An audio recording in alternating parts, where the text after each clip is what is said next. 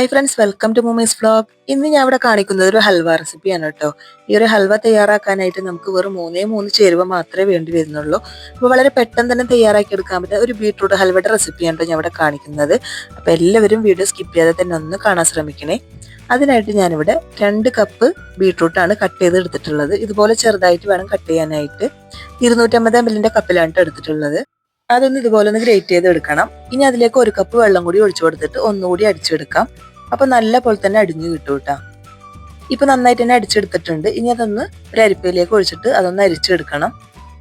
ഞാനിവിടെ ഒരു അരിപ്പയിലേക്ക് ഒഴിച്ചു കൊടുത്തിട്ടുണ്ട്. ഇനി ഇതുപോലെ സ്പൂണ് വെച്ചിട്ടോ തവി വെച്ചിട്ടോ ഒന്ന് പ്രസ് ചെയ്ത് കൊടുത്താൽ മതി. അപ്പൊ അതിന്റെ നീര് മൊത്തം നമുക്ക് കിട്ടുന്നതാണ് കേട്ടോ. ഇപ്പൊ ഞാൻ ബീട്രൂട്ടൊക്കെ ഇവിടെ അരിച്ചെടുത്ത് വന്നിട്ടുണ്ട്. ഇനി അതിലേക്ക് 5 ടേബിൾ സ്പൂൺ കോൺഫ്ലവർ ആണ് ഞാൻ ഇട്ട് കൊടുക്കുന്നത്. കോൺഫ്ലവർ ഇട്ടതിന് ശേഷം നന്നായിട്ട് തന്നെ കട്ടയില്ലാണ്ട് അതൊന്ന് മിക്സ് ചെയ്തെടുക്കണം. അപ്പൊ ഇതുപോലെ വിസ്കോ സ്പൂണോ വെച്ചിട്ട് മിക്സ് ചെയ്തെടുത്താൽ മതി കേട്ടോ. ഇനിയിപ്പോ വിസ്ക് ഇല്ലെങ്കിൽ സ്പൂണ് വെച്ചിട്ടായാലും ചെയ്താൽ മതി. ഇനി അതിലേക്ക് ബീട്രൂട്ട് എടുത്ത അതേ കപ്പ് കൊണ്ട് തന്നെ 1 കപ്പ് വെള്ളം കൂടി ഒഴിച്ചു കൊടുക്കുന്നുണ്ട്.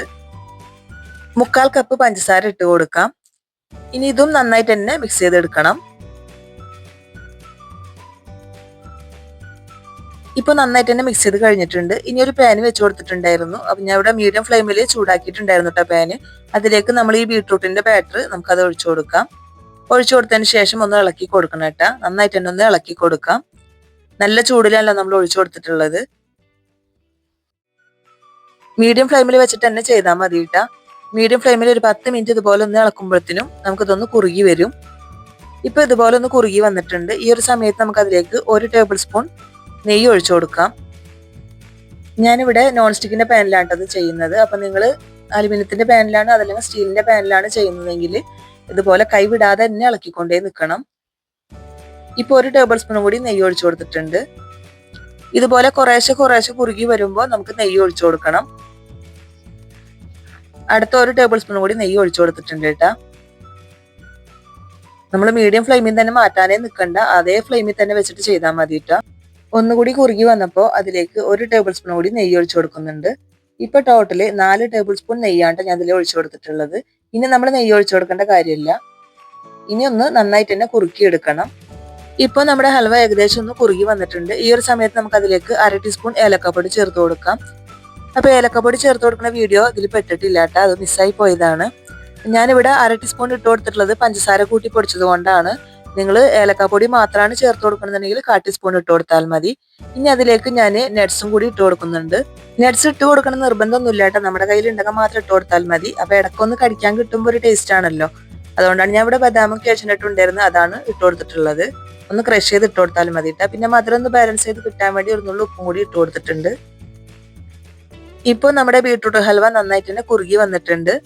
പാനിൽ നിന്ന് വിട്ടു പോരുന്നതാണ് ഇതിന്റെ ഒരു പാകം കേട്ടോ. ഇപ്പൊ നല്ല പോലെ തന്നെ പാനിൽ നിന്നൊക്കെ വിട്ട് വരുന്നുണ്ട്. ഇനി നമുക്ക് ഫ്ലെയിം ഓഫ് ചെയ്ത് കൊടുക്കാം. ഇനി ഒരു പാത്രത്തിലേക്ക് ഇത് സെറ്റ് ചെയ്ത് എടുക്കണം. അപ്പൊ അതിന് മുമ്പായിട്ട് നമ്മൾ പാത്രം ഒന്ന് സെറ്റാക്കി വെക്കേണ്ടതുണ്ട് കേട്ടോ. ഞാനിവിടെ ഒരു കേക്ക് ടിന്നാണ് സെറ്റാക്കാനായിട്ട് വെച്ചിട്ടുള്ളത്. അതിലേക്ക് കുറച്ച് നെയ്യൊന്ന് സ്പ്രെഡ് ചെയ്ത് കൊടുത്തിട്ടുണ്ടായിരുന്നു. ആ ഒരു ചൂടോട് കൂടി തന്നെ നമ്മൾ ഈ ഒരു പാത്രത്തിലേക്ക് സെറ്റ് ചെയ്ത് കൊടുക്കണം. ഇപ്പൊ ഒരു കേക്ക് ടിൻ തന്നെ വേണമെന്ന് നിർബന്ധമൊന്നുമില്ല. നമ്മുടെ കയ്യിൽ ഏതെങ്കിലും ഒരു പാത്രം, സ്റ്റീൽ പാത്രം അതല്ലെങ്കിൽ ഗ്ലാസിന്റെ ബൗൾ ഉണ്ടെങ്കിൽ അതിലായാലും ചെയ്ത് കൊടുത്താൽ മതി കേട്ടോ. ഏത് പാത്രമായാലും നമ്മൾ അതിലേക്ക് നെയ്യൊന്ന് സ്പ്രെഡ് ചെയ്തിട്ട് വേണം ഇത് ഒഴിക്കാനായിട്ട്. ഇപ്പൊ ഞാനിവിടെ ഒരു കേക്ക് ടിന്നിലേക്ക് എല്ലാം ഒന്ന് ഒഴിച്ചു കൊടുത്തിട്ട് ഇപ്പൊ ഇതുപോലെ ഒന്ന് സ്പാച്ചിൽ വെച്ചിട്ടൊന്ന് സെറ്റാക്കി കൊടുക്കുന്നുണ്ട്. ഇനി ഇത് തണുത്തതിന് ശേഷം വേണം നമ്മൾ കട്ട് ചെയ്യാനായിട്ട്. 1 മണിക്കൂറൊക്കെ മതിയാവട്ടെ. 1 മണിക്കൂറിന് ശേഷം നമുക്ക് കട്ട് ചെയ്യാവുന്നതാണ്. ഇപ്പൊ ഞാനിവിടെ 1 മണിക്കൂർ കഴിഞ്ഞപ്പോൾ എടുത്തിട്ടുണ്ട്. അപ്പൊ ഞാനിവിടെ ഒരു കട്ടിംഗ് ബോർഡ് വെച്ചിട്ട് അതിന്റെ മുകളിലേക്കാണ് തട്ടി കൊടുത്തിട്ടുള്ളത്. അപ്പൊ കറക്റ്റ് ആയിട്ട് തന്നെ കിട്ടിയിട്ടുണ്ട്, ഒട്ടി പിടിച്ചിട്ടൊന്നുമില്ല. അപ്പൊ നിങ്ങൾക്ക് പ്ലേറ്റ് വെച്ചിട്ട് ഒന്ന് മുകളിലൊന്ന് തട്ടി കൊടുത്താൽ മതി, കറക്റ്റ് ആയിട്ട് തന്നെ പ്ലേറ്റിലേക്ക് വീഴുന്നതാണ് കേട്ടാ. നല്ല സ്മൂത്തി ആയിട്ടുള്ള ബീട്രൂട്ട് ഹൽവ കേട്ടോ. ബീട്രൂട്ടിന്റെ ഒരു ചുവ പോലും ഇല്ല. ഞാനിവിടെ കട്ട് ചെയ്തും കൂടി കാണിക്കാം. നല്ല സ്മൂത്തി ആയിട്ടുള്ള ഒരു ഹൽവ റെസിപ്പിയാണ് കേട്ടത്. എല്ലാവരും ഇതുപോലെ ഒന്ന് തയ്യാറാക്കി നോക്കണം കേട്ടാ. ഇപ്പൊ കട്ട് ചെയ്യുമ്പോൾ തന്നെ നിങ്ങൾക്ക് മനസ്സിലാവുന്നുണ്ടാവും, നല്ല സോഫ്റ്റ് ആണ് ഇട്ടത്. ഇപ്പൊ ബീട്രൂട്ടൊക്കെ എപ്പോഴും നമ്മുടെ വീട്ടിലുള്ള ഒരു ഐറ്റം ആണല്ലോ. അപ്പോൾ അതുപോലെ ഒന്ന് തയ്യാറാക്കിയിട്ട് നിങ്ങളുടെ അഭിപ്രായങ്ങളൊക്കെ ഒന്ന് കമന്റ് ബോക്സിൽ അറിയിക്കണം കേട്ടോ. അപ്പൊ ഞാൻ എടുത്ത് കാണിക്കാം. നല്ല സോഫ്റ്റ് ആണ് ഇട്ടത്.